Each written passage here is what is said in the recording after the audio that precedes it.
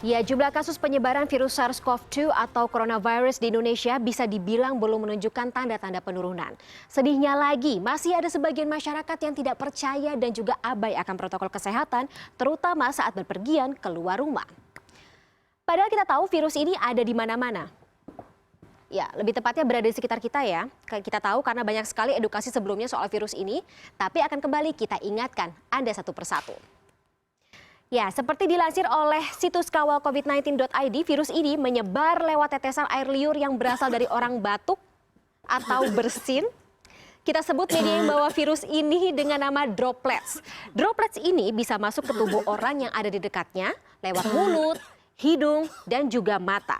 Dari 3 titik itulah virus kemudian menuju saluran pernafasan dan membran mukus di saluran tenggorokan kemudian menempel serta berkembang biak di sana. Nah, materi genetis virus yang bentuknya tajam ini juga bisa membajak sistem metabolisme sel badan kita dan menyebabkan sel yang bertugas untuk mempertahankan kesehatan badan jadi loyo dan tidak berkembang dan bam, virus mudah untuk memperbanyak dirinya. Nah, pertanyaannya adalah bagaimana akhirnya virus ini bisa sampai menyebabkan masalah pernafasan. Nah, saat virus ini berkembang, mereka menginfeksi sel-sel di sekitar wilayah tenggorokan. Ya, gejala awal yang biasa dirasakan adalah nyeri tenggorokan, kemudian juga batuk kering. Tapi tidak hanya itu, pasien terinfeksi juga akan demam, anosmia atau kehilangan kemampuan indera penciuman dan juga perasa hingga merasa kelelahan. Jika antibodi tubuh kita kalah cepat bekerja dari virus, virus bisa merambat masuk ke saluran pangkal paru-paru, kemudian ke bagian dalam paru-paru. Nah, jaringan organ tubuh kita yang penting ini, kita gunakan untuk bernafas ini, dirusak oleh virus corona. Paru-paru jadi kesulitan untuk memasok oksigen atau O2 dan menyalurkan karbon dioksida atau CO2 keluar dari tubuh. Dalam kasus berat, gejala pneumonia dan juga radang paru-paru ini bisa muncul sehingga pasien kesulitan bernafas dan butuh alat bantu pernafasan atau ventilator.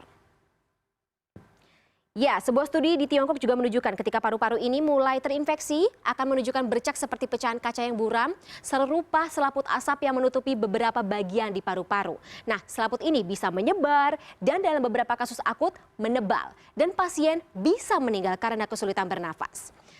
Pertanyaannya lagi nih, apakah hanya tenggorokan atau paru-paru yang terdampak oleh virus corona? Sayangnya tidak. Infeksi bisa menyebar melalui membran mukus atau selaput lendir dari hidung sampai ke anus. Virus akan menginfeksi saluran pencernaan sehingga penderita ini kerap mengalami sembelit ataupun diare. Tidak enak sama sekali ya gejalanya ya. Virus juga akan masuk ke organ tubuh lain seperti jantung, ginjal, dan juga hati. Saat sistem imunitas tengah berperang melawan virus, organ-organ tubuh ini dapat mengalami kegagalan fungsi. Sangat fatal.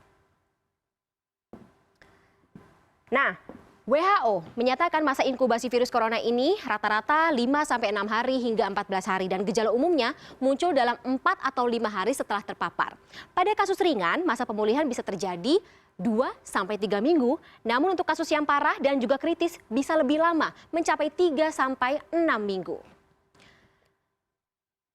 Ya, agar kondisi tubuh pasien COVID-19 kuat melawan infeksi virus tentunya dibutuhkan makanan dan obat-obatan yang sesuai dengan keluhan. Meningkatkan imunitas dan juga daya tahan tubuh menjadi kunci kesembuhan dan tentunya tetap tenang, selalu berpikiran positif juga dapat membantu mempercepat proses penyembuhan.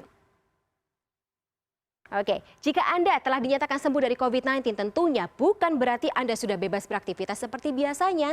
Tetap terapkan protokol kesehatan 3M, mencuci tangan, menjaga jarak dan juga memakai masker untuk mencegah serta menekan penularan virus di lingkungan keluarga serta orang-orang yang kita sayang. Jaga diri, jaga sesama dari virus corona.